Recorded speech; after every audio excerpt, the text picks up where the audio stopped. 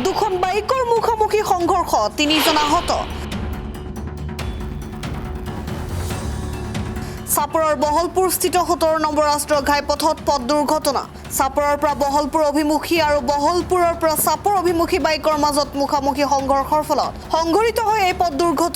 দুৰ্ঘটনাত গুৰুতৰভাৱে আহত হয় দুয়োখন বাইকৰ আৰোহী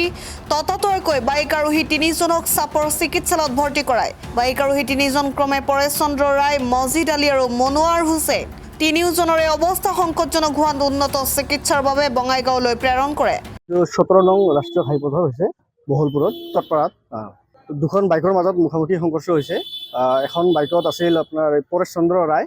আৰু এখন বাইকত আছিল মজিদুৰ ৰহমান আৰু মনোৱাৰ হুছেইন আঘাত পৰেশ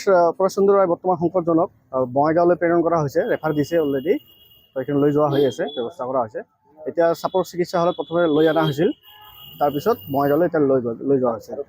বাকী দুজনৰো অলপ অৱস্থা সংকটজনক বুলি কৈছে সিহঁতক ৰেফাৰ কৰিছে চাপৰৰ পৰা আৰিফুল হুছেইনৰ ৰিপৰ্ট অসম টাইম ৰাইজৰ কণ্ঠ অসম টাইম ঘৰত আনন্দ আৰু সম্পৰ্কৰ চমক বজাই ৰাখিবলৈ জৰুৰী হৈছে সকলো আনন্দময় মুহূৰ্তত মৰমৰ উপহাৰ দিয়াটো সেইবাবে মধুশ্ৰী জুৱেলাৰ্ছে আনিছে সকলো ৰঙীন ক্ষণৰ বাবে বিশেষ গহনা হীৰাৰে হওক সোণৰে হওক বা ৰূপৰে হওক শ্ৰেষ্ঠ ডিজাইনছ আৰু হলমাৰ্কযুক্ত গহনাই ৰাখে সম্পৰ্কক নিখুঁত তেনেহ'লে আজিয়ে আনক আনন্দ মধুশ্ৰী জুৱেলাৰ্ছৰ সৈতে